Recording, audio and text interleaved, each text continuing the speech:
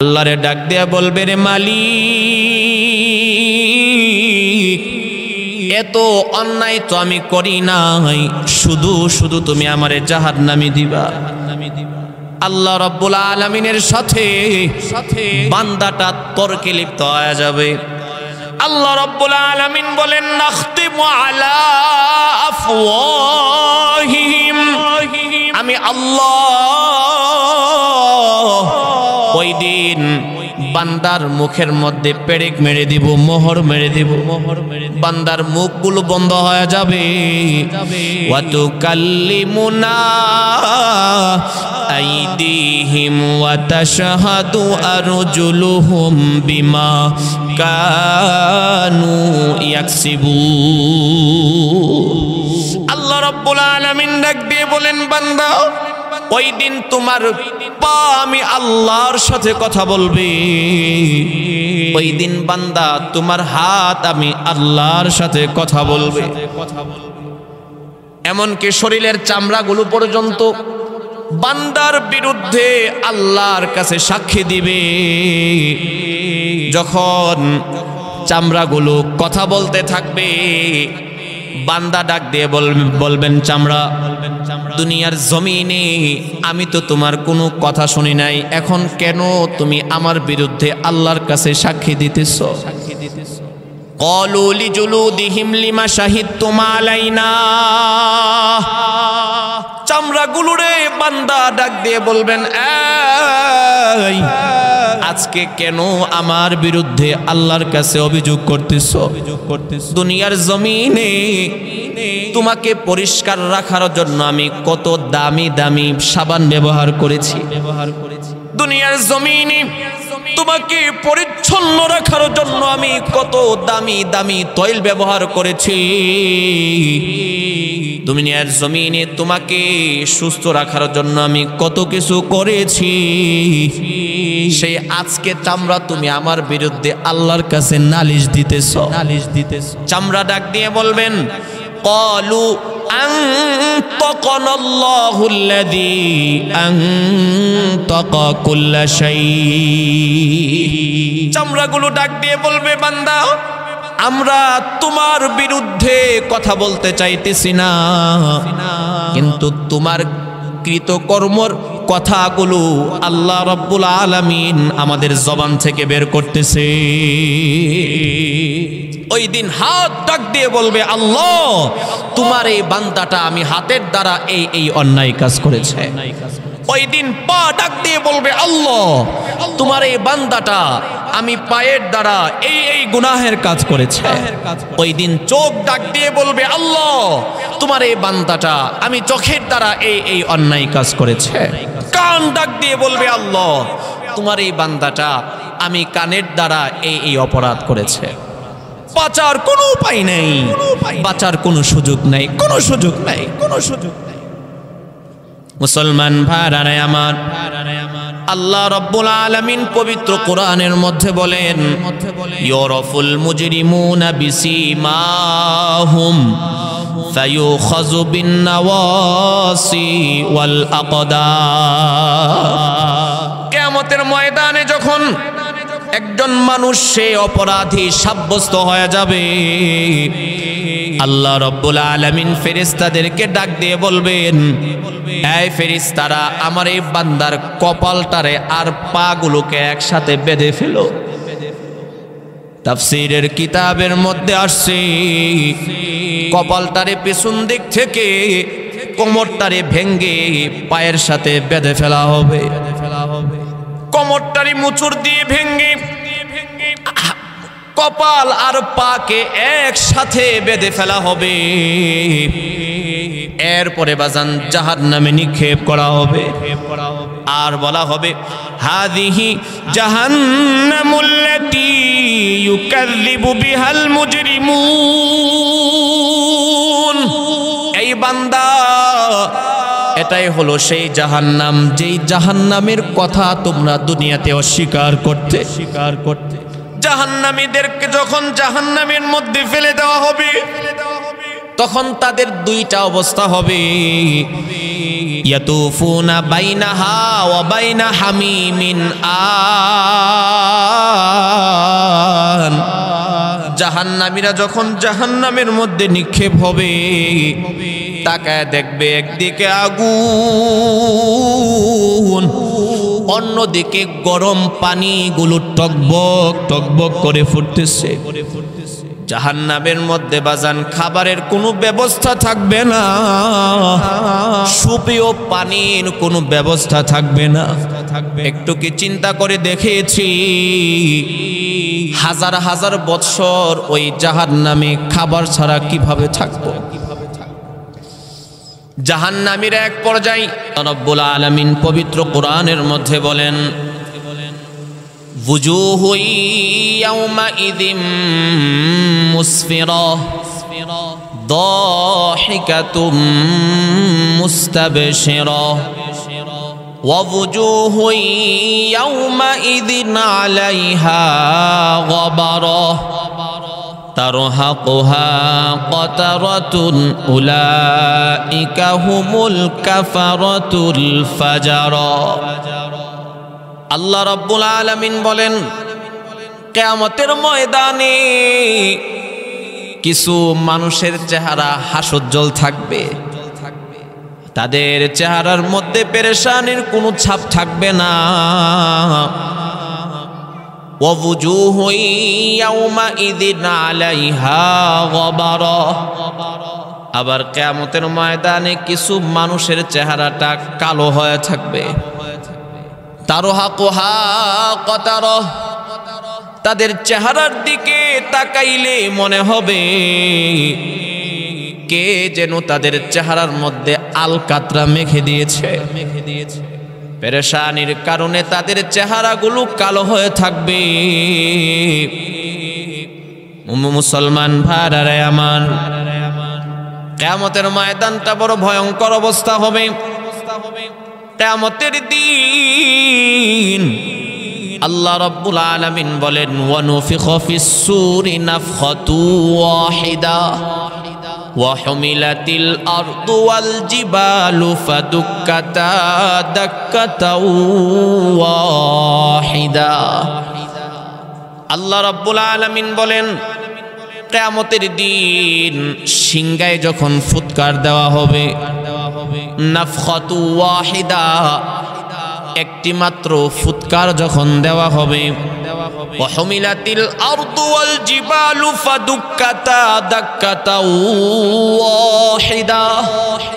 আল্লাহ রাব্বুল আলামিন বলেন, আসমান এবং জমিন সব কিছু ভেঙ্গে তছনছ হয়ে যাবে। ফায়াউমাইযিন ওয়াকাতিল ওয়াকিয়া। আল্লাহ রাব্বুল আলামিন বলেন, বান্দা ওই দিন কিন্তু একটা ঘটনা ঘটে যাবে।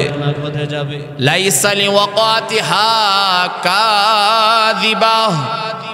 আল্লাহ রাব্বুল আলামিন ডাক দিয়ে বলেন, রে বান্দা, ওই দিন যেই ঘটনাটা ঘটবে এটা কোনো মিথ্যা ঘটনা নয়। আল্লাহ রাব্বুল আলামিন বলেন, ফায়াউমাইযি ওয়াকাতিল ওয়াকিয়া ইয়াউমা তাকুনুস সামাউ কালমুহল ওয়া তাকুনুল জিবালু কালঈহিন। আল্লাহ রাব্বুল আলামিন বলেন, কিয়ামতের ময়দান যখন কায়েম হয়ে যাবে, কিয়ামত যখন শুরু হয়ে যাবে, তখন আসমানটা ভেঙ্গে তছনছ হয়ে যাবে। ওয়া হুমিলাতিল আরদু ওয়াল জিবালু ফাদুক্কাতা দাক্কাতাও ওয়াহিদা। আল্লাহ রাব্বুল আলামিন বলেন, জমিনের মধ্যে যে পাহাড়গুলো আছে, পাহাড়গুলো তুলার মতো উঠতে থাকবে। কুল্লু মান আলাইহা ফান। আল্লাহ রাব্বুল আলামিন বলেন, ওই দিন দুনিয়ার মধ্যে যা কিছু আছে সব কিছু ধ্বংস হয়ে যাবে, সব কিছু ধ্বংস হয়ে যাবে। এরপরে যখন দ্বিতীয়বার ফুৎকার দেওয়া হবে, ওয়াইদাল কুবুর বুসিরাত, তখন মানুষদেরকে কবর থেকে ওঠানো হবে। প্রথমবার ফুৎকার দেওয়ার পরে সব ধ্বংস হয়ে যাবে। দ্বিতীয়বার যখন ফুৎকার দেওয়া হবে তখন মানুষদেরকে কবর থেকে ওঠানো হবে।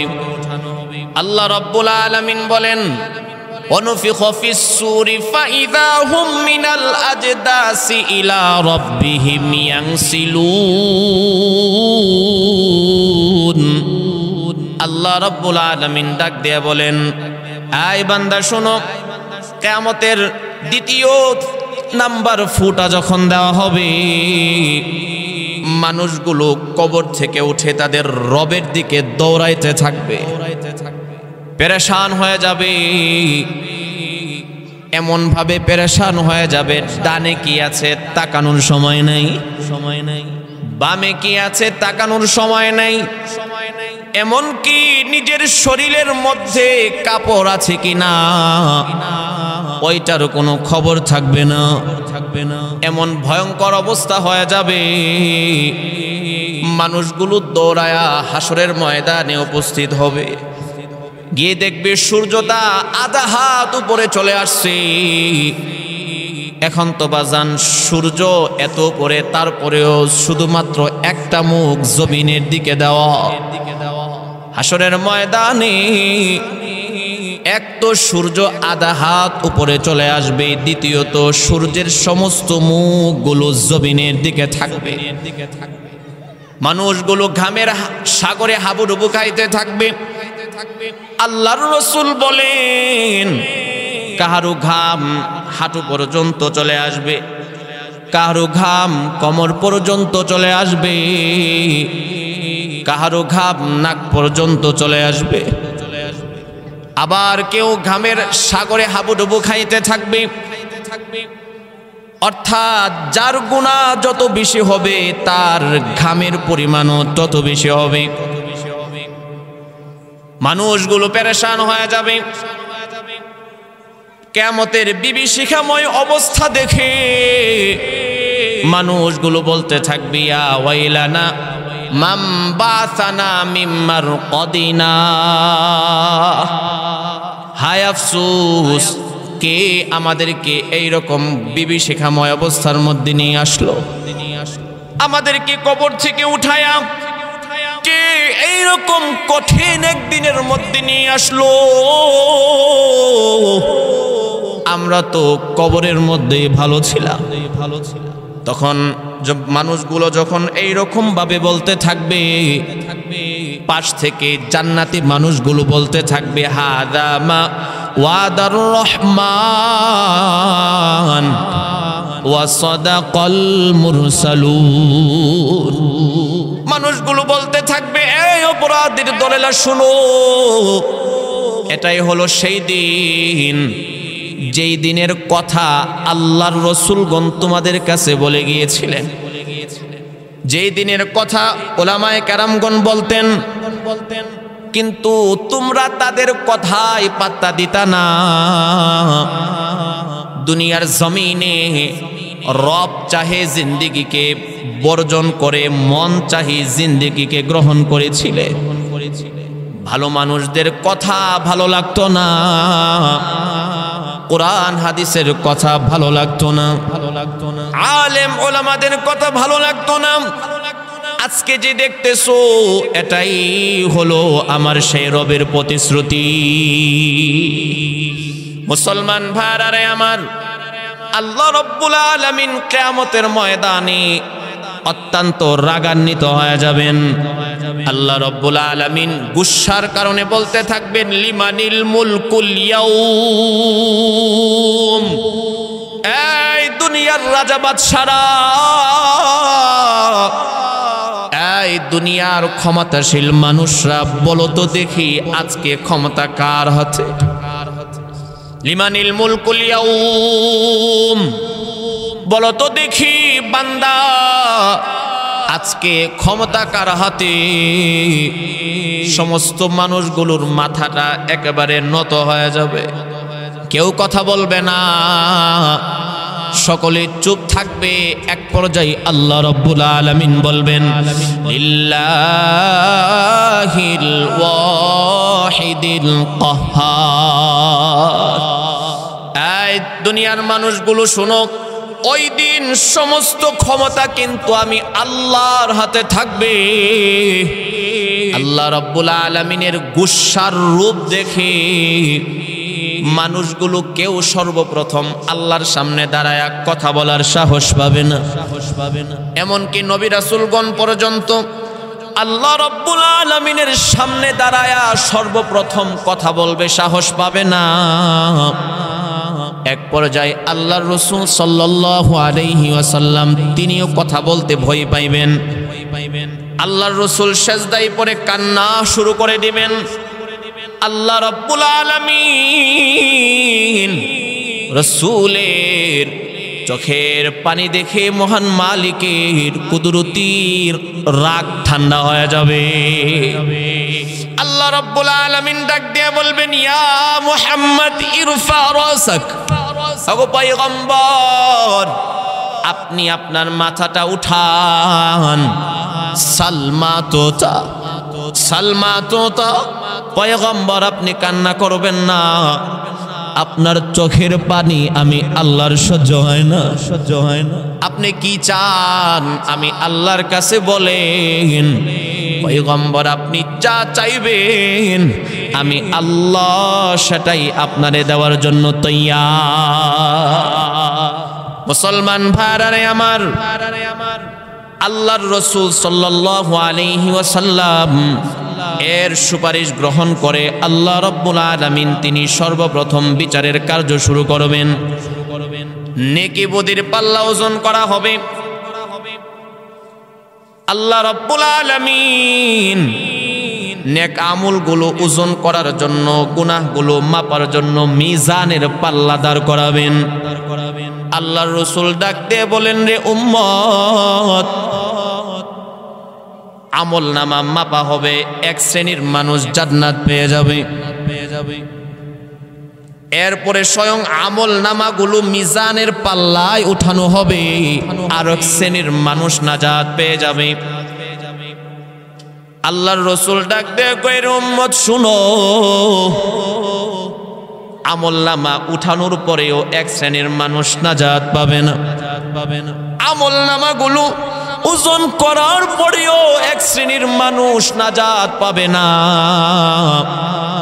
আল্লাহ রাব্বুল আলামিন তখন ফেরেশতাদেরকে ডাক দিয়ে বলবেন, আমার এই বান্দাটারে মিজানের ডান পাল্লায় দাঁড় করায়া দাও, দেখো মিজানের পাল্লাটা ভারী হয় কিনা। মুসলমান ভাইরা আমার, ওই দিন আল্লাহ রাব্বুল আলামিন উম্মতি মুহাম্মদীকে পর্যন্ত মিজানের পাল্লায় ওজন দিয়ে এরপরে এক শ্রেণীর মানুষকে জান্নাতে পাঠায়া দিবে। আল্লাহর রাসূল সাল্লাল্লাহু আলাইহি ওয়াসাল্লাম বলেন, আয়েশা শুনো, তুমি দোয়ার মধ্যে সব সময় বেশি করে পড়বা, আল্লাহুম্মা হাসিবনি হিসাবান ইয়াসীরা ওয়ালা তুহাসিবনি হিসাবান আসীরা।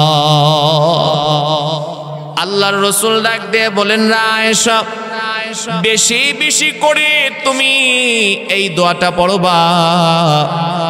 দোয়াটার অর্থ হলো, আল্লাহ আপনি আমার হিসাবটাকে সহজ করে দেন, আমার হিসাবটারে আপনি কঠিন করিয়েন না। আম্মা জানা আয়েশা সিদ্দিকা রাদিয়াল্লাহু তাআলা আনহা প্রশ্ন করলেন, ইয়া রাসূলুল্লাহ, হিসাব ইয়াসির, সহজ হিসাব এর ব্যাখ্যা কি? আল্লাহর রাসূল ডাক দেয়া কয়, রে আয়েশা, কিয়ামতের ময়দানে আল্লাহ রাব্বুল আলামিন এক শ্রেণীর মানুষের আমল নামা হাতে নিবেন।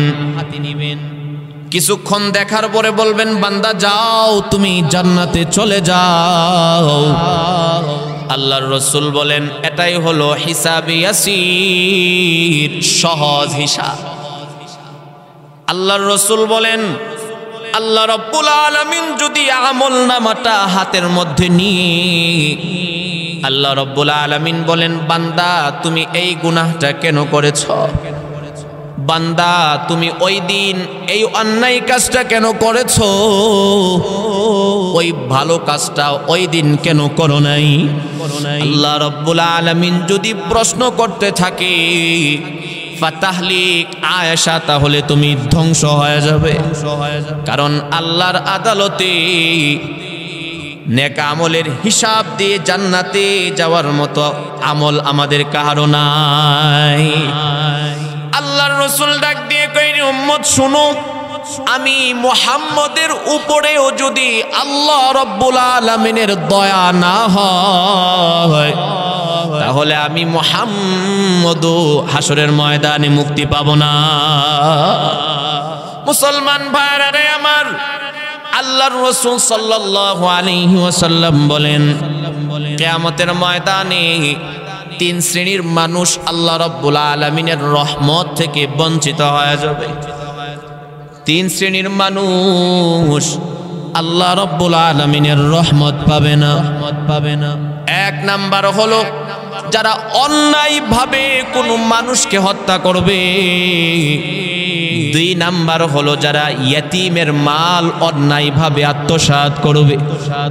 তিন নাম্বার হলো যারা মুনাফিকি করবে। আপনার কাছে এসে বলবে আপনি তো অনেক ভালো মানুষ, পিছনে গিয়ে আপনার সমালোচনা করবে। আপনার সামনে এসে বলবে হুজুর আপনার বয়ান ভালো লাগে, পিছন দিকে এগিয়ে বলবে হুজুর তিনি তো আমার দলের বিরুদ্ধে কথা বলে। এইরকম মুনাফিক কিসিমের মানুষ যারা হবে, কিয়ামতের ময়দানে তারাও আল্লাহ রাব্বুল আলামিনের রহমত থেকে বঞ্চিত হয়ে যাবে। মুসলমান ভাইরা রে আমার, কিয়ামতের ময়দান বড় ভয়ঙ্কর অবস্থা হবে। ওই দিন সমস্ত ক্ষমতা একমাত্র আল্লাহর হাতে থাকবে। আল্লাহ রাব্বুল আলামিন বলেন, ফালা তুজলামু নাফসুন শাইআ। এই দুনিয়ার মানুষ শুনো, আমি আল্লাহ কিয়ামতের ময়দানে বিন্দু মাত্র কারো প্রতি জুলুম করব না। দুনিয়ার মধ্যে আমরা দেখেছি মানুষ যখন ক্ষমতা পায় অনেক সময় অনেকের ক্ষেত্রে জুলুম করে বসে, কিন্তু আল্লাহ রাব্বুল আলামিন ডাক দিয়ে কয়, রে গোলাম, কিয়ামতের ময়দানে আমি আল্লাহর কাছে সমস্ত ক্ষমতা থাকবে। আমি আল্লাহ বিন্দু মাত্র কারোর প্রতি জুলুম করব না। বুখারী শরীফের মধ্যে হাদিস আসছে, এক লোক সে জাহান্নামের মধ্যে জোরে জোরে কান্না করতে থাকবে, জোরে জোরে চিৎকার করতে থাকবে। আল্লাহ রাব্বুল আলামিন ডাক দিয়ে বলবেন, বান্দা তুমি এত জোরে জোরে কান্না করো কেন? ওই লোক ডাক দিয়ে বলবেন, আল্লাহ জাহান্নামের আগুন সহ্য হয় না, একটা বারের জন্য তুমি আমাকে জাহান্নাম থেকে একটু উঠাও না। আল্লাহ রাব্বুল আলামিন বলবেন, আর কিন্তু কোনো কিছু চাইতে পারবা না। বান্দাটা বলবে, আল্লাহ একটা বারের জন্য তুমি আমাকে জাহান্নাম থেকে উঠাও, ভুলেও তোমার কাছে আর কোনো কিছু চাইবো না। আল্লাহ রাব্বুল আলামিন ফেরেশতাদেরকে ডাক দিয়ে বলবেন, এই ফেরেশতারা আমার এই বান্দাটারে জাহান্নাম থেকে একটু উঠাও তো দেখি। ফেরেশতারা যখন বান্দাটাকে জাহান্নাম থেকে উঠাইবে, বান্দাটা কিছুক্ষণ বিশ্রাম নেওয়ার পর জান্নাতের দিকে তাকায়া আল্লাহরে ডাক দিয়ে বলবে, রে মালিক তোমার জাহান্নাম কত সুন্দর, একটা বারের জন্য তুমি আমাকে জান্নাতটা দেখার অনুমতি দাও। আল্লাহ রাব্বুল আলামিন বলবেন, বান্দা তুমি না বলেছো আমার কাছে কোনো কিছু চাইবা না? বান্দা বলবে, আল্লাহ জান্নাতের ভিতরে ঢুকবো না, শুধু বাহির থেকে একটু দেখে চলে আসবো। আল্লাহ রাব্বুল আলামিন ফেরেশতাদেরকে বলবেন, আমার এই বান্দাটারে জান্নাতের দরওয়াজা পর্যন্ত নিয়ে যাও। বান্দাটা জান্নাতের দরওয়াজার মধ্যে দাঁড়ায়া জান্নাতের নাজ নিয়ামতগুলো দেখতে থাকবে। মানুষ কত সুখে শান্তিতে জীবন যাপন করতেছে এগুলো দেখতে দেখতে এক পর্যায়ে আল্লাহর ডাক দিয়ে বলবে, রে মালিক, তুমি দয়া করে আমাকে জাহান্নাম থেকে উঠাইলা, জান্নাতের দরওয়াজা পর্যন্ত এনে দাঁড় করায়া দিলা। আল্লাহ একটা বারের জন্য তুমি আমাকে জান্নাতের ভিতরে যাওয়ার অনুমতিটা দেয়া দাও না। আল্লাহ রাব্বুল আলামিন বলবেন, বান্দা তুমি না বলেছো আমার কাছে আর কোনো কিছু চাইবা না। বান্দাটা বলবে, আল্লাহ জান্নাতের মধ্যে ঢুকবো আবার সাথে সাথে বের হয়ে আসবো, একটা বারের জন্য অনুমতি দাও না। আল্লাহ রাব্বুল আলামিন বলবেন, বান্দা কথা তো ঠিক থাকবে। বান্দা বলে, আল্লাহ যেই কথা বলেছে ওই কথা অনুযায়ী কাজ করব। এরপরে যখন আল্লাহ রাব্বুল আলামিনের অনুমতি পাইয়া বান্দাটা জান্নাতের ভিতরে চলে যাবে, জান্নাতের ভিতরে যাওয়ার সাথে সাথে খুশির কারণে বান্দাটা জান্নাতের মধ্যে দৌড়াইতে থাকবে। আল্লাহ রাব্বুল আলামিন ডাকবেন, সে কেমন যেন আল্লাহর ডাকে শুনতেছে না। আল্লাহ রাব্বুল আলামিন এক পর্যায়ে ডাক দিয়ে বলবেন, বান্দা তুমি না বলেছো জান্নাতের মধ্যে ঢুকবা সাথে সাথে বের হয়ে আসবা, অনেক সময় তো হয়ে গেল, এখন জান্নাত থেকে তুমি বের হয়ে আসো। ওই বান্দাটা তখন আল্লাহরে ডাক দিয়ে বলবে, রে মালিক,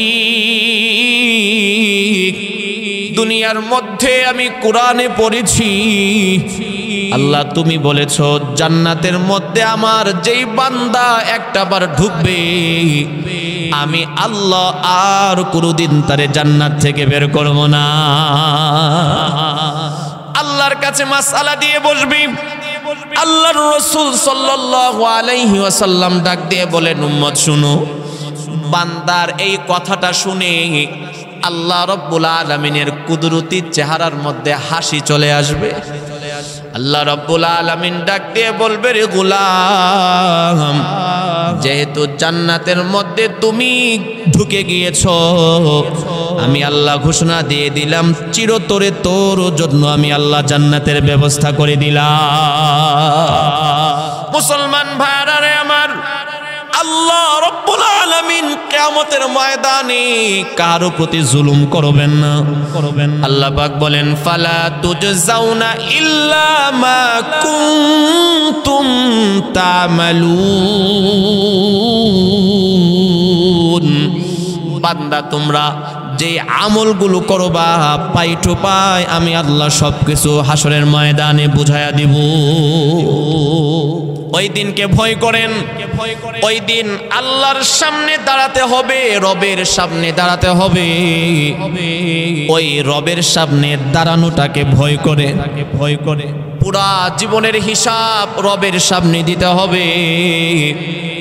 ওই দিন আল্লাহ রাব্বুল আলামিন ইনসাফ কায়েম করবেন, কারো ক্ষেত্রে খাতির করবেন না। আল্লাহ রাব্বুল আলামিন যখন আমলনামাটা বান্দার হাতের মধ্যে দিবে, বান্দাটা আমলনামাটা হাতের মধ্যে লইয়া বলতে থাকবে, মালি হাযাল কিতাব লা ইউগাদিরু সগীরাতাও ওয়ালা কাবীরাতান ইল্লা আহসাহা। বান্দা ডাক দিয়ে বলবে, আহারে এটা কেমন এক আমলনামা, কেমন এক আমলনামা। জীবনে ছোট থেকে ছোট যেই কাজগুলো করেছি এইগুলো তো আমলনামার মধ্যে লেখা আছে, জীবনে বড় থেকে বড় যেই কাজগুলো করেছি সব কিছু তো আমলনামার মধ্যে লেখা আছে, কোনো কিছু তো বাদ পড়ে নাই। আমলনামা দেওয়ার পরে গুনাহগার যারা হবে আমলনামাটা হাতের মধ্যে লইয়া যখন তাদের গুনাহের লিস্টটি যখন তারা পড়তে থাকবে ভয় পেয়ে যাবে, আমলনামাকে অস্বীকার করে বসবে। আল্লাহরে ডাক দেয়া বলবে, রে মালিক, এত অন্যায় তো আমি করি নাই, শুধু শুধু তুমি আমারে জাহান্নামে দিবা। আল্লাহ রাব্বুল আলামিনের সাথে বান্দাটা তর্কে লিপ্ত হয়ে যাবে। আল্লাহ রাব্বুল আলামিন বলেন নাখতিমু আলা আফওয়াহিহিম, আমি আল্লাহ ওই দিন বান্দার মুখের মধ্যে পেরেক মেরে দিব, মোহর মেরে দিব, বান্দার মুখগুলো বন্ধ হয়ে যাবে। ওয়া তুকাল্লিমুনা আইদিহিম ওয়া তাশহাদু আরজুলুহুম বিমা কানু ইয়াকসিবুন। আল্লাহ রাব্বুল আলামিন ডাক দিয়ে বলেন বান্দা ওই দিন তোমার পা আমি আল্লাহর সাথে কথা বলবে, ওই দিন বান্দা তোমার হাত আমি আল্লাহর সাথে কথা বলবে। এমনকি শরীরের চামড়াগুলো পর্যন্ত বান্দার বিরুদ্ধে আল্লাহর কাছে সাক্ষী দিবে। যখন চামড়াগুলো কথা বলতে থাকবে, বান্দা ডাক দিয়ে বলবেন চামড়া, দুনিয়ার জমিনে আমি তো তোমার কোনো কথা শুনি নাই, এখন কেন তুমি আমার বিরুদ্ধে আল্লাহর কাছে সাক্ষী দিতেছ? ক্বালু লিজুলুদিহিম লিমা শাহিদতুম আলাইনা।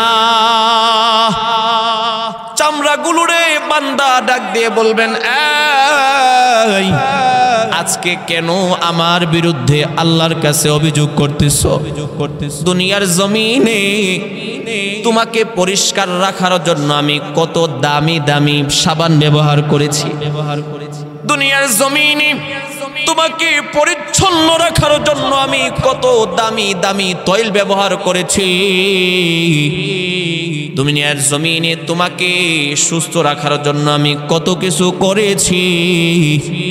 সেই আজকে চামড়া তুমি আমার বিরুদ্ধে আল্লাহর কাছে নালিশ দিতেছ। চামড়া ডাক দিয়ে বলবেন ক্বালু আনতাকানাল্লাহুল্লাযী আনতাকা কুল্লা শাই। চামড়াগুলো ডাক দিয়ে বলবে বান্দা আমরা তোমার বিরুদ্ধে কথা বলতে চাইতেছি না, কিন্তু তোমার কৃতকর্মর কথাগুলো আল্লাহ রাব্বুল আলামিন আমাদের জবান থেকে বের করতেছে। ওই দিন হাত ডাক দিয়ে বলবে আল্লাহ তোমার এই বান্দাটা আমি হাতের দ্বারা এই অন্যায় কাজ করেছে। ওই দিন পা ডাক দিয়ে বলবে আল্লাহ তোমার এই বান্দাটা আমি পায়ের দ্বারা এই গুনাহের কাজ করেছে।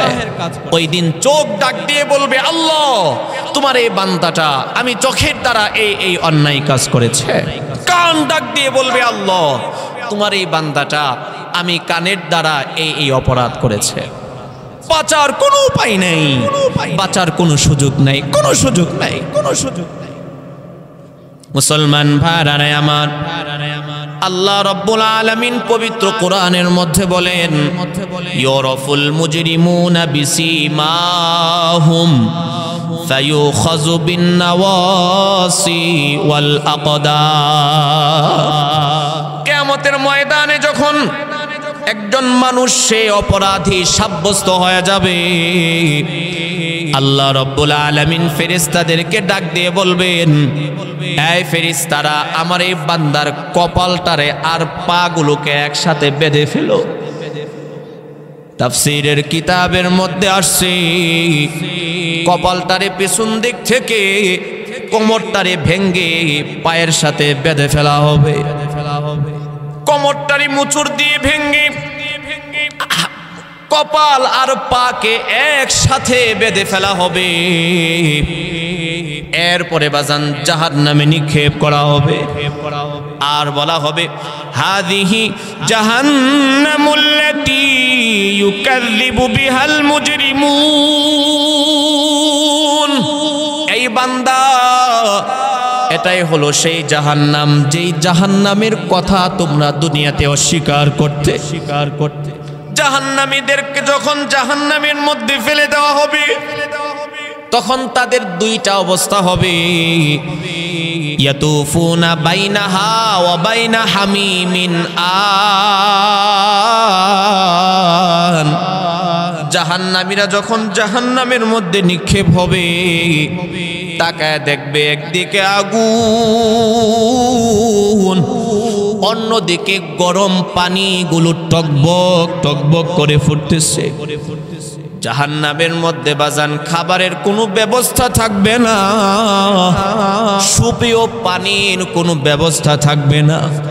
একটু কি চিন্তা করে দেখেছি, হাজার হাজার বছর ওই জাহান্নামে খাবার ছাড়া কিভাবে থাকবো?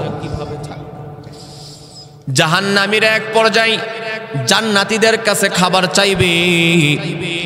জাহান্নামীরা ডাক দিয়ে বলবেন, ওয়ানাদাউ আসহাবুন নারি আসহাবাল জান্নাহ আন আফিদু আলাইনা মিনাল মা আও মিম্মা রাযাকাকুমুল্লাহ। আল্লাহ রাব্বুল আলামিন ডাক দিয়ে কয়, রে গোলাম, ভালো করে শুনে রাখো, জাহান্নামীরা ক্ষুধার কারণে জান্নাতীদেরকে ডাক দিয়ে বলবেন, জান্নাতি ভাইরা, আল্লাহ রাব্বুল আলামিন যে তোমাদের জন্য পানির ব্যবস্থা করেছে, এখান থেকে একটু আমাদেরকে পানির ব্যবস্থা করে দাও না, করে দাও না। আও মিম্মা রাযাকাকুমুল্লাহ, অথবা আল্লাহ রাব্বুল আলামিন তোমাদের জন্য যেই রিজিকের ব্যবস্থা করেছেন, এখান থেকে আমাদেরকে একটু রিজিকের ব্যবস্থা করে দাও না, করে দাও না। জাহান্নামীরা তারা জাহান্নাম থেকে জান্নাতীদেরকে দেখার মতো ব্যবস্থা আল্লাহ রাব্বুল আলামিন করে দিবেন, করে দিবেন। যখন জাহান্নামীরা জান্নাতীদের কাছে খানা চাইবে, জান্নাতীরা ডাক দিয়ে বলবেন, ক্বালু ইন্নাল্লাহা হাররামাহুমা আলাল কাফিরিন। আল্লাহ রাব্বুল আলামিন বলেন, জান্নাতীরা ডাক দিয়ে বলবে, এই জাহান্নামীর দলেরা শোন, চিরতরে আল্লাহ রাব্বুল আলামিন তোদের জন্য জান্নাতি খাবারকে হারাম করে দিয়েছে। মুসলমান ভাইরা রে আমার, জাহান্নামীরা যখন জাহান্নামের আগুনের মধ্যে পুড়তে থাকবে, জাহান্নামের আগুনটা কেমন হবে বাজান জানেননি? আল্লাহ রাব্বুল আলামিন ডাক দিয়ে কয়, রে গোলাম, দুনিয়ার আগুন আর জাহান্নামের আগুন কিন্তু এক না। ওয়াসায়ুজান্নাবুহাল আশকা আল্লাযী ইয়াসলান নারাল কুবরা। আল্লাহ রাব্বুল আলামিন ডাক দিয়ে বলেন, বান্দা, জাহান্নামের আগুন কিন্তু বড় আগুন, জাহান্নামের আগুন কিন্তু বড় আগুন। দুনিয়ার আগুনের চাইতে জাহান্নামের আগুন আবার বড় হয় কিভাবে? দেখেন, একজন মানুষ যখন দুনিয়ার আগুনের মধ্যে পড়ে যায়, ওই মানুষটা মৃত্যুবরণ করার জন্য তার শরীরের মাংসগুলো পুরার দরকার হয় না, তার শরীরের হাড্ডিগুলো পোড়ার দরকার হয় না, শুধুমাত্র তার চামড়াটা যদি 80 থেকে 85% পুড়ে যায়, মানুষটা সাথে সাথে মৃত্যুবরণ করে। আল্লাহ রাব্বুল আলামিন ডাক দিয়ে কয়, রে গোলাম, দুনিয়ার আগুন যদি এত পাওয়ারফুল হয়, জাহান্নামের আগুন কেমন পাওয়ারফুল হবে জানুনি? নারুল্লাহিল মুকাদা আল্লাতী তাত্তালিউ আলাল আফিদা। আল্লাহ রাব্বুল আলামিন ডাক দিয়ে বলেন, রে গোলাম, জাহান্নামের আগুন সর্বপ্রথম চামড়াগুলো পুড়াবে, এরপরে শরীরের গোশতগুলো পোড়াবে, এরপরে শরীরের হাড্ডিগুলো পোড়াবে, সর্বশেষ জাহান্নামের আগুনের ধাক্কাটা গিয়ে বাজান কলিজার মধ্যে লাগবে। জাহান্নামের আগুন যখন পুড়ে পুড়ে মানুষগুলো আঙ্গার হয়ে যাবে, আল্লাহরে ডাক দিয়ে বলবে, রে মালিক, জাহান্নামের আগুন সহ্য হয় না, জাহান্নামের আগুন সহ্য হয় না, দ্বিতীয়বার তুমি আমাদের জন্য আবার মৃত্যুর ব্যবস্থা করে দাও। আল্লাহ রাব্বুল আলামিন সাথে সাথে ফেরেশতাদেরকে ডাক দিয়ে বলবেন, এই ফেরেশতারা, আরাফের মধ্যে একটা দুম্বাকে দাঁড় করায় দাও। আল্লাহ রাব্বুল আলামিন জান্নাতি এবং জাহান্নামীদের সামনে ওই দুম্বাটারে জবাই করে দিবেন আর বলে দিবেন, মৃত্যুকে জবাই করে দিলাম, আর কখনো তোমাদের মৃত্যু হবে না। জান্নাতীরা শুধু নাজ নিয়ামত ভোগ করতে থাকবে, আর কপাল পোড়া জাহান্নামীরা ওইখানে শুধু কষ্ট ভোগ করতে থাকবে, শাস্তিগুলো ভোগ করতে থাকবে। আল্লাহ রাব্বুল আলামিন ডাক দিয়ে বলেন, লা ইয়ামুতু ফিহা ওয়ালা ইয়াহইয়া। এই দুনিয়ার মানুষগুলো শুনো, যখন জাহান্নামের মধ্যে মানুষদেরকে ফেলে দেওয়া হবে, এরা বাঁচবেও না আবার মরবেও না, না বাঁচবে না মরবে। এখন প্রশ্ন হতে পারে, একজন মানুষ হয় বাঁচবে না হয় মরবে। আল্লাহ রাব্বুল আলামিন বলতেছেন জান্নাতে বাঁচবেও না আবার মরবেও না। এর ব্যাখ্যা কি? তাফসীরের মধ্যে আসছে, উদাহরণস্বরূপ মনে করুন একজন মানুষ যদি বৃদ্ধ হয়ে যায়, অসুস্থ,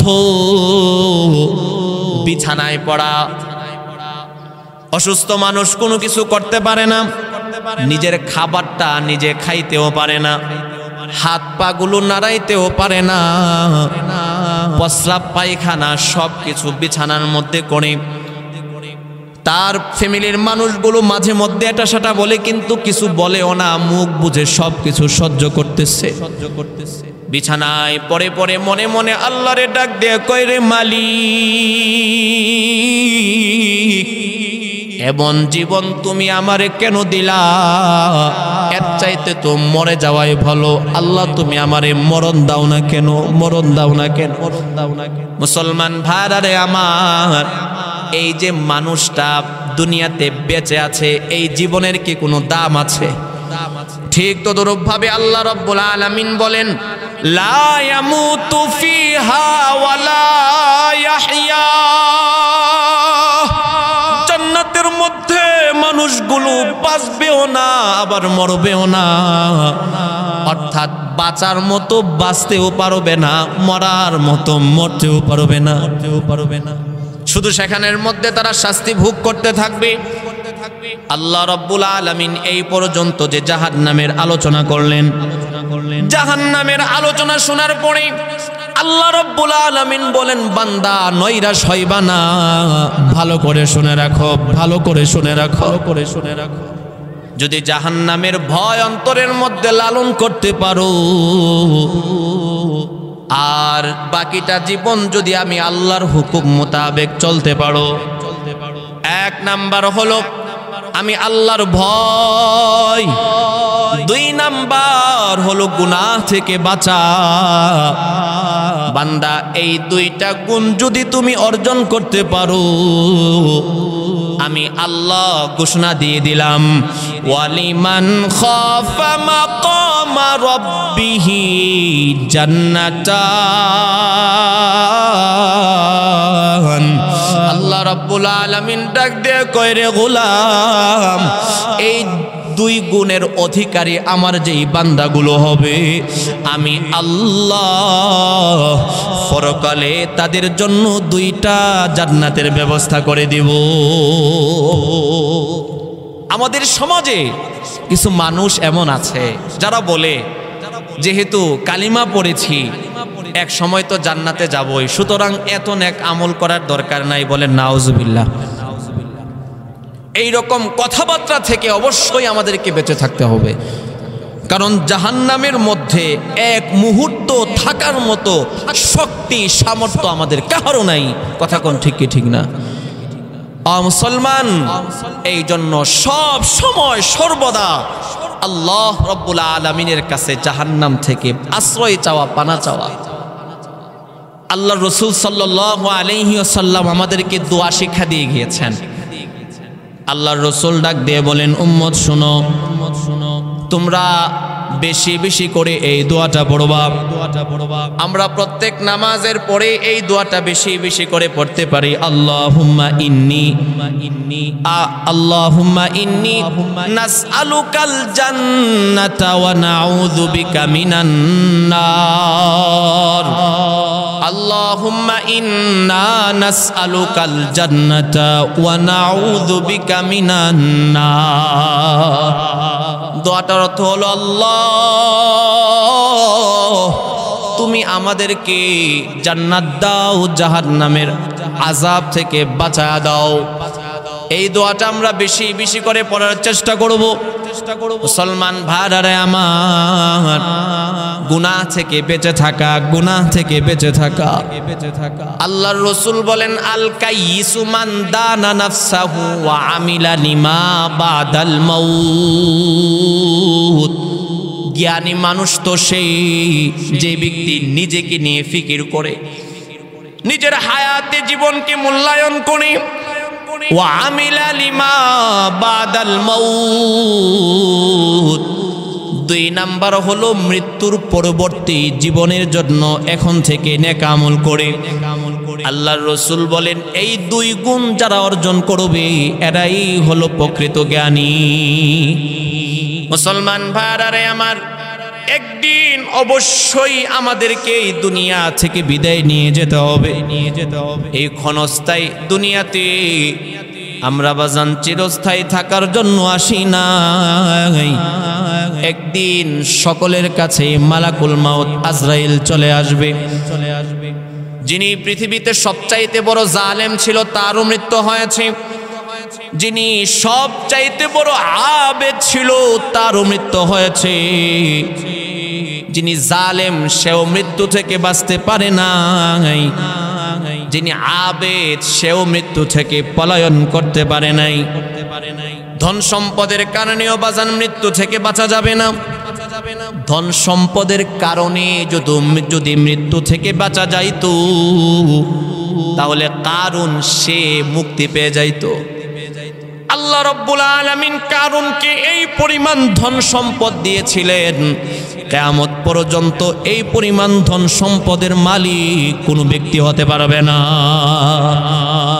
আল্লাহ রাব্বুল আলামিন পবিত্র কোরআনের মধ্যে বলেন, ইন্না কারুনা কানা মিন কওমি মূসা ফাবাগা আলাইহিম ওয়া আতাইনাহু মিনাল কুনুজ। আল্লাহ রাব্বুল আলামিন ডাক দিয়ে বলেন, আমি আল্লাহ কারুনকে এই পরিমাণ ধন সম্পদ দিয়েছিলাম। কারুনের ধন সম্পদের গুডাউনের চাবিগুলো বহন করার জন্য শক্তিশালী একটা দলের প্রয়োজন হতো। এখন চিন্তা করেন, যদি তার গুডাউনের চাবিগুলো বহন করার জন্য একটা শক্তিশালী দলের প্রয়োজন হয় তাহলে তার সম্পদ কি পরিমাণ ছিল। এই কারুন সে সম্পদ পেয়ে অহংকার করে বসলো, যাকাতকে অস্বীকার করলো এবং পয়গম্বর মূসা আলাইহিস সালাতু ওয়াস সালামকে বেইজ্জতি করার জন্য চেষ্টা করেছে। আল্লাহ রাব্বুল আলামিন পবিত্র কোরআনের মধ্যে বলেন, ফাখাসাফনা বিহি ওয়া বিদারিহিল আরদ। আল্লাহ রাব্বুল আলামিন ডাক দিয়ে বলেন, হে দুনিয়ার মানুষ শুনো, আমি আল্লাহ কারুনকে তার ধন সম্পদ সহ জমিনের নিচে ধাবিয়ে দিয়েছিলাম। মুসলমান ভাইরা আমার, আল্লাহ রাব্বুল আলামিন পবিত্র কোরআনের মধ্যে বলেন, ইয়া আইয়ুহাল্লাযীনা আমানুত্তাকুল্লাহ। আয় দুনিয়ার ইমানদারগণ, আমি আল্লাহরে ভয় করো, আমি আল্লাহরে ভয় করো। ওয়ালতানজুর নাফসুম মা কদ্দামাত লিগাদিন ওয়াত্তাকুল্লাহ। এবং মৃত্যুর পরবর্তী জীবনের জন্য ফিকির করো, কি পাঠিয়েছো একটু চিন্তা করো। ইয়াউমা লা ইয়ানফাউ মালু ওয়ালা বানুন ইল্লা মান আতাল্লাহ বিকলবিন সালিম। আল্লাহ রাব্বুল আলামিন ডাক দিয়ে বলেন, বান্দা কিয়ামতের ময়দানে দুনিয়ার ধন সম্পদ কোনো কাজে আসবে না, দুনিয়ার টাকা পয়সা কোনো কাজে আসবে না, দুনিয়ার সন্তান সন্ততিও কোনো কাজে আসবে না। ইল্লা মান আতাল্লাহ বিকলবিন সালিম। আল্লাহ রাব্বুল আলামিন বলেন কেবলমাত্র যারা গুনাহ মুক্ত একটা অন্তর নিয়ে আমি আল্লাহর আদালতে দাঁড়াতে পারবে এরাই হাসরের ময়দানে মুক্তি পেয়ে যাবে। যাদের অন্তরের মধ্যে থাকবে কালিমার মুহাব্বত, যাদের অন্তরের মধ্যে থাকবে আল্লাহ এবং তার রাসূলের ভালোবাসা, যাদের অন্তরের মধ্যে থাকবে হক্কানি উলামায়ে কেরামদের প্রতি মুহাব্বত, ওই মানুষগুলোই কিয়ামতের ময়দানে মুক্তি পেয়ে যাবে। আর যাদের অন্তরের মধ্যে থাকবে কুফর ও শিরকের ভালোবাসা, যাদের অন্তরের মধ্যে আল্লাহর ভালোবাসার চাইতে দুনিয়ার ভালোবাসা প্রাধান্য পেয়ে যাবে, তারাই কিয়ামতের ময়দানে ক্ষতিগ্রস্তদের অন্তর্ভুক্ত হয়ে যাবে। মুসলমান ভাইরা আমার, আমাদের হায়াত কিন্তু দিন কি দিন শেষ হয়ে যাইতেছে। ও মুসলমান, আমাদের হায়াত কিন্তু দিন কি দিন শুধু শেষই হইতেছে। বরফের চাকার মতো আমাদের হায়াতগুলো গলে গলে শেষ হয়ে যাইতেছে। একটা বরফকে যখন বাহিরে রাখা হয়, দেখবেন বরফের চাকাটারে কাজে লাগাইলেও গলে, কাজে না লাগাইলেও গলে। ঠিক তদনুরূপভাবে আমাদের হায়াতি জিন্দেগিটা কাজে লাগাইলেও শেষ হবে, কাজে না লাগাইলেও শেষ হবে। আমি যদি 70 বছর হায়াত নিয়ে দুনিয়াতে এসে থাকি, একদিন একদিন করে কিন্তু আমার হায়াতগুলো শেষ হয়ে যাইতেছে। একদিন একদিন করে কিন্তু আমি কবরের দিকে অগ্রসর হইতেছি। একদিন একদিন করে আমি কিন্তু আমার ফতওয়ার জাদিদ সায়েন্স একটা কিতাব আছে, ওই কিতাবের লেখকের নাম হলো তারেক মাহমুদ। তিনি একটা ঘটনা লেখেন। তিনি বলেন, এক বড় সরকারি অফিসারের সাথে আমার সম্পর্ক ছিল। ওই মানুষটা অনেক নামাজ রোজা পড়তো, কিন্তু দাড়িগুলো রাখতো না। আমি মাঝে মধ্যেই তারে বুঝাইতাম, কিন্তু সরকারি বিভিন্ন চাপের কারণে সে দাড়িগুলো রাখতে পারে নাই। দীর্ঘদিন যাবৎ তার সাথে আমার কোনো সম্পর্ক নাই। হঠাৎ করে একদিন তার সাথে আমার সাক্ষাৎ, তাকায়া দেখি ওই সরকারি অফিসারের মুখের মধ্যে সুন্নত তরিকা অনুযায়ী দাড়ি। আমি অবাক হয়ে গেলাম, কি ব্যাপার? আমি জিজ্ঞাসা করলাম, আপনাকে এত বুঝাইলাম, এরপরেও দাড়িগুলো রাখেন নাই। আর এখন দেখতেছি আপনার গালের মধ্যে রাসূলের সুন্নত তরিকা অনুযায়ী দাড়ি, বিষয়টা তো বুঝি নাই। তখন ওই সরকারি অফিসারের ডাক দিয়ে বলেন, হুজুর শুনেন, আমি একদিন রাতের বেলায় ঘুমিয়েছি, ঘুমের মধ্যে স্বপ্ন দেখি কিয়ামত কায়েম হয়ে গিয়েছে, কিয়ামতের ময়দান কায়েম হয়ে গিয়েছে। সমস্ত মানুষগুলো ইয়া নাফসি বলতেছে। কিয়ামতের ময়দানে তাকায়া দেখি মা সন্তানরে চিনে না, সন্তানও মারে পরিচয় দেয় না, বাবাও সন্তানরে চিনে না। আমিও পেরেশান হয়ে দৌড়াইতেছি। হঠাৎ করে শুনি ওই দিক থেকে আল্লাহর রাসূল সাল্লাল্লাহু আলাইহি ওয়াসাল্লাম মানুষদেরকে সুপারিশ করতেছে। আমি দৌড়ায়া ওইখানে চলে গেলাম।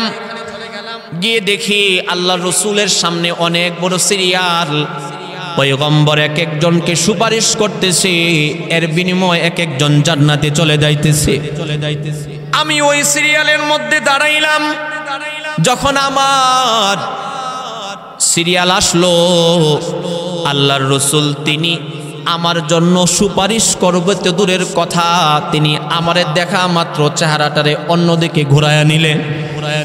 আমি ভয় পেয়ে গেলাম, আহারে, পয়গম্বর যদি আজকে আমাদের জন্য সুপারিশ না করে তাহলে তো আমার উপায় থাকবে না।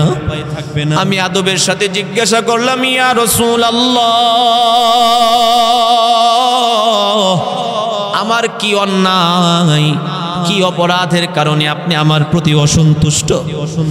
আল্লাহর রাসূল ডাক দিয়া কয়, রে উম্মত, তোমার চেহারার সাথে আমি রাসূলের চেহারার মিল নাই। অর্থাৎ আমি রাসূলের চেহারার মধ্যে দাড়ি আছে, তোমার চেহারার মধ্যে দাড়ি নাই। এই কারণে আমি রাসূল তোমার প্রতি অসন্তুষ্ট। সরকারি অফিসার ডাক দিয়ে বলেন, হুজুর এই স্বপ্ন দেখার সাথে সাথে আমি ঘুম থেকে জাগ্রত হয়ে গেলাম। এরপরে ওয়াদা করলাম, আমার চাকরি থাকুক বা চলে যাক, জীবনে যাই হোক না কেন আমি আর কখনো রাসূলের সুন্নতের মধ্যে হাত দিব না।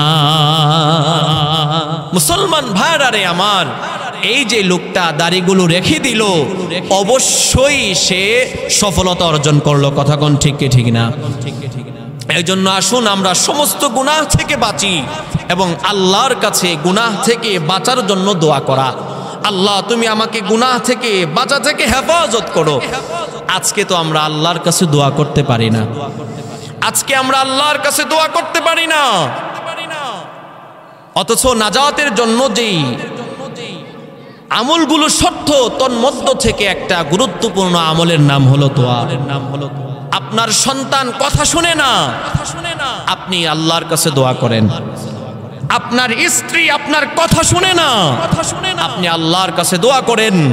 আল্লাহর আদালতে দুয়ার বরকতে আল্লাহ রব্বুল আলামিন অবশ্যই আপনার সন্তান, আপনার স্ত্রীকে আপনার ফরমাবরদার বানায়া দিবেন।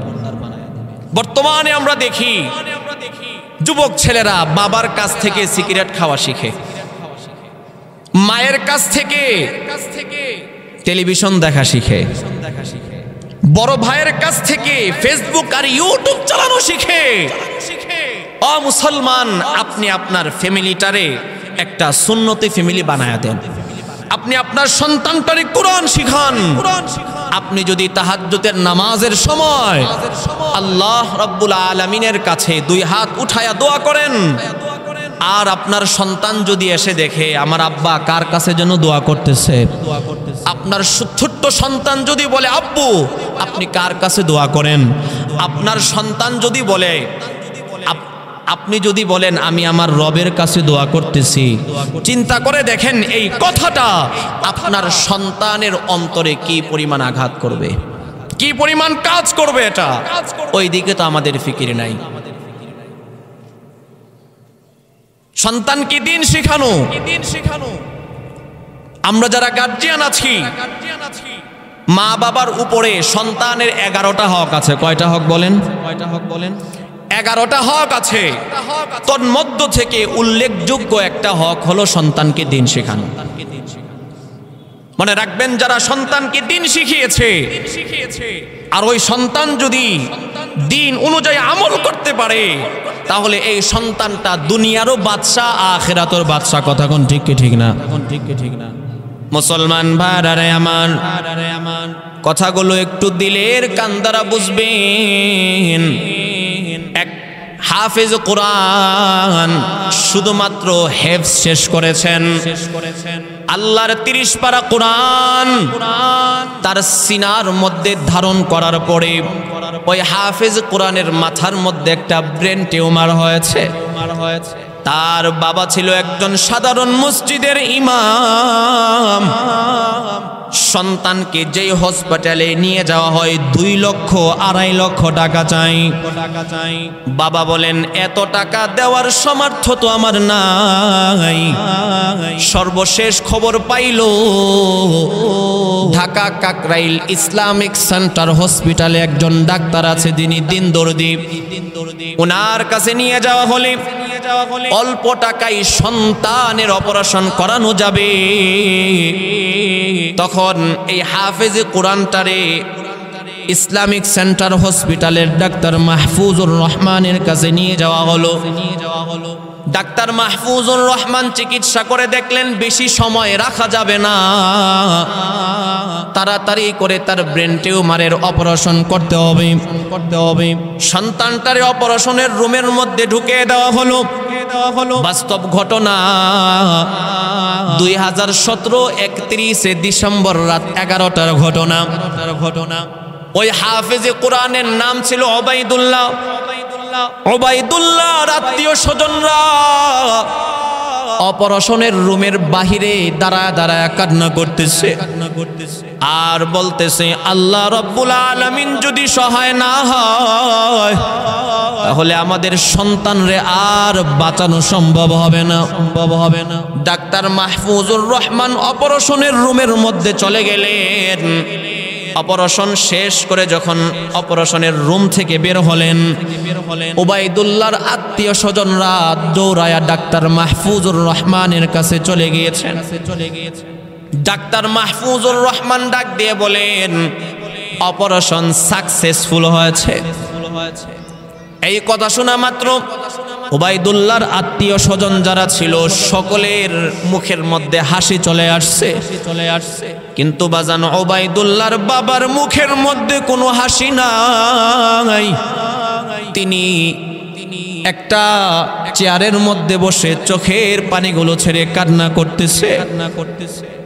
ডাক্তার মাহফুজুর রহমান ডাক দিয়ে বলেন, রে ওবাইদুল্লাহর বাবা, তোর সন্তানের চিকিৎসা যদি অন্য জায়গায় করানো হতো 2 লক্ষ 2.5 লক্ষ টাকা লাগতো।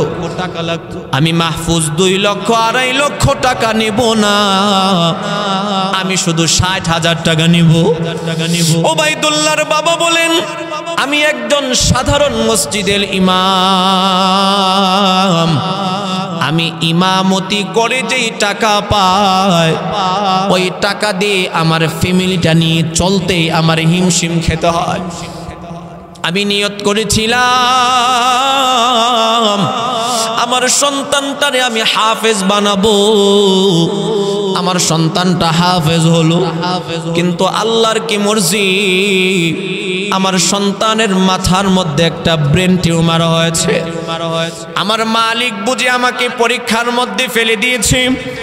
আমি ইমামতি করে যে টাকা পাই ওই টাকা দিয়ে 60,000 টাকা দেওয়ার ব্যবস্থা করার মতো সামর্থ্য আমার নাই।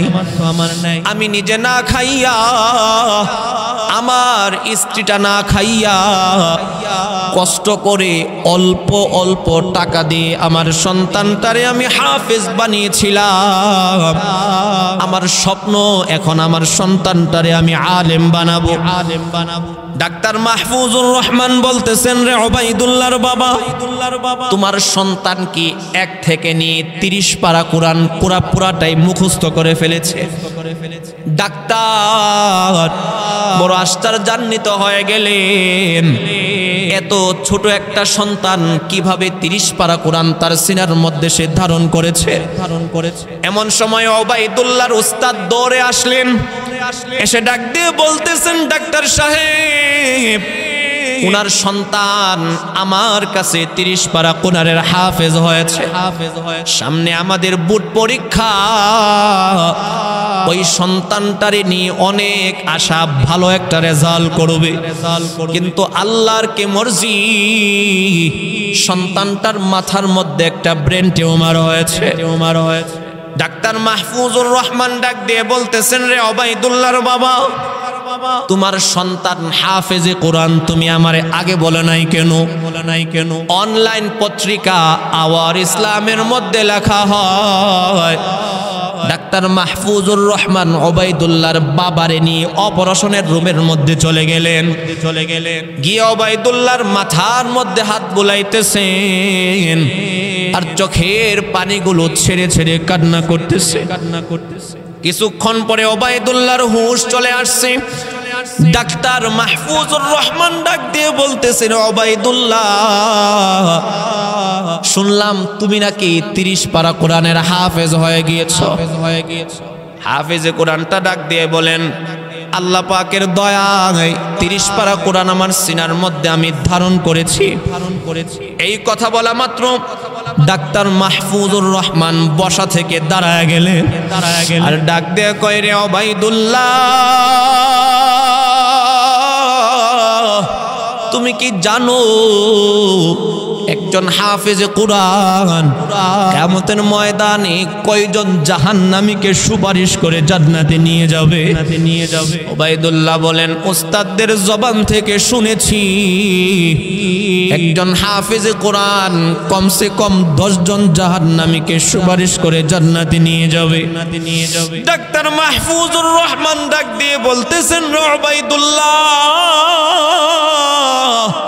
তোর হাতটা আমার হাতের সাথে দে। হাতের সাথে হাতটা লাগায় বলতেছে, রে উবাইদুল্লাহ, কাল কিয়ামতের কঠিন ময়দানে আল্লাহ রাব্বুল আলামিন যদি তোমাকে 10 জন জাহান্নামীকে সুপারিশ করে জান্নাতে নেওয়ার অধিকারটা দিয়া দেয়, যেই দিন আমার বাবা আমারে চিনবে না, যেই দিন আমার মা আমারে চিনবে না, যেই দিন আমার পাড়া প্রতিবেশী আত্মীয় স্বজন বন্ধু বান্ধব কেউ আমারে চিনবে না, ওই দিন কি বাবা তুমি আমি মাহফুজকে ভুলে যাইবা? ওই দিন কিন্তু তুমি আমি ডাক্তারকে বলবা না। এই কথা বলে উবাইদুল্লাহর বাবারে ডাক দিলেন। ডাক দিয়ে বলতেছেন, উবাইদুল্লাহর বাবা, জীবনে যত অপারেশন করেছে সব করেছে টাকার বিনিময়। আজকে তোর সন্তানের অপারেশন কোনো টাকার বিনিময় করি নাই। আজকে তোর সন্তানের অপারেশন করেছি একমাত্র মাওলা পাকের জান্নাতের বিনিময়। মুসলমান, এই জন্য যারা সন্তানকে দিন শিখাবে, সন্তানকে দিন শিখাবে, আর ওই সন্তানটা যদি দুনিয়াতে ওই দিন অনুযায়ী ইলমি দিন অনুযায়ী আমল করতে পারে, ওই সন্তানটা দুনিয়ারও বাদশা আখিরাতেরও বাদশা হয়ে যাবে। মানুষগুলো ওই সন্তানের দিকে তাকাইলে বুঝতে পারবে আল্লাহ রাব্বুল আলামিন তারে দুনিয়ার সমস্ত সুখ শান্তি দিয়া দিয়েছে।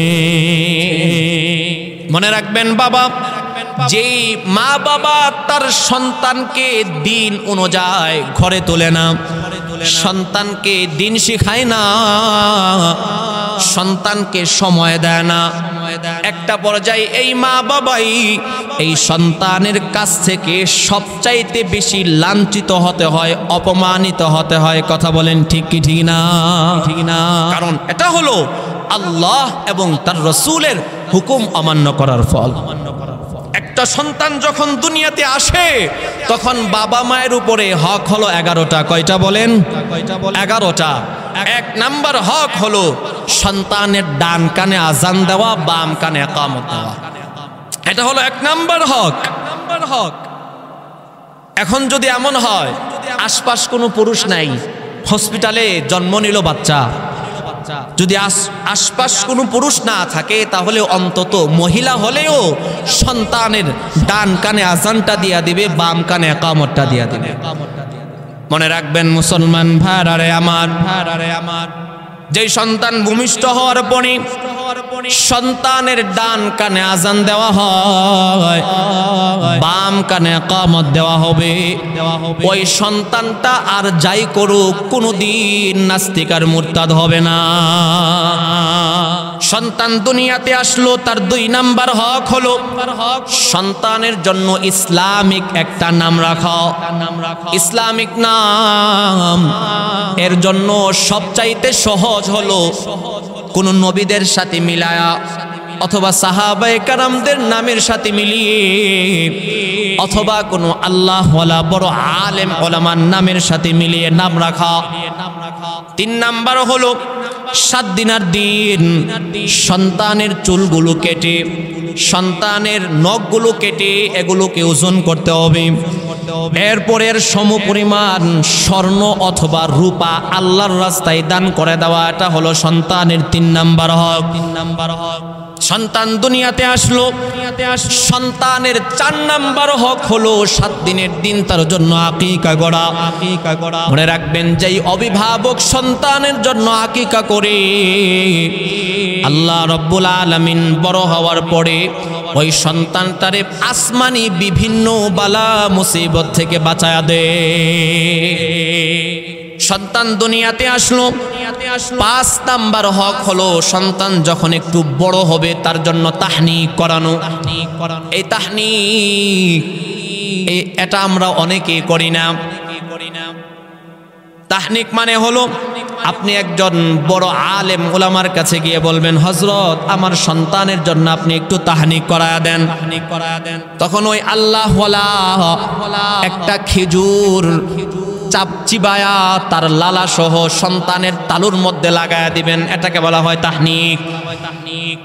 সাহাবায়ে কেরামদের যখন নবজাতক শিশু দুনিয়াতে আসতো, সাহাবায়ে কেরামরা আল্লাহর রসুলের কাছে নিয়ে আসতেন, আল্লাহর রসুল তাদেরকে তাহনিক করায়া দিতেন। এটা হলো 5 নাম্বার হক।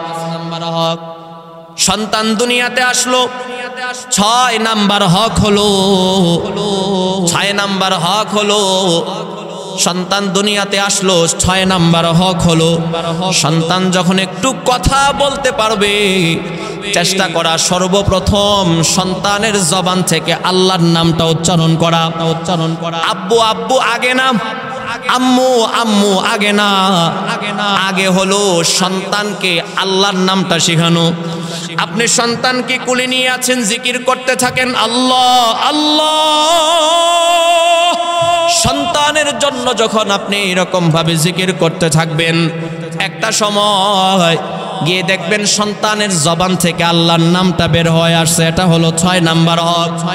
7 নাম্বার হক হলো আমাদের মা বোনরা, আমরা দেখেছি মা বোনদেরকে আমরা দেখেছি রাতের বেলায় সন্তানকে ঘুম পাড়ানোর সময় সন্তানকে বাঘের গল্প শোনায়, সাপের গল্প শোনায়। না বাজান না, আপনি সন্তানদেরকে নেককার মানুষদের গল্প শোনান, আল্লাহর রসুলের গল্প শোনান, সাহাবায়ে কেরামদের গল্প শোনান।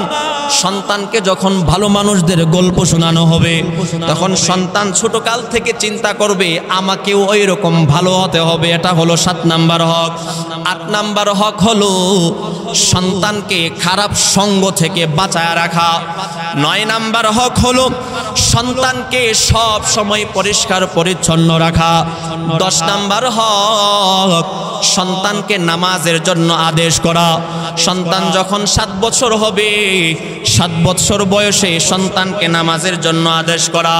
10 বছর বয়সে সন্তানকে যদি নামাজ না পড়ে, তাহলে প্রহার করে হলেও তারে নামাজের জন্য পাঠায়া দেওয়া।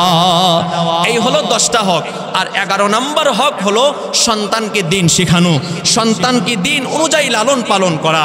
আল্লাহ পাক আমাদের সকলকে যেই কথাগুলো বলেছে আমলের তৌফিক দেন, বলেন আমিন। ওয়া আখির দাওয়ানা আলহামদুলিল্লাহি রাব্বিল আলামিন।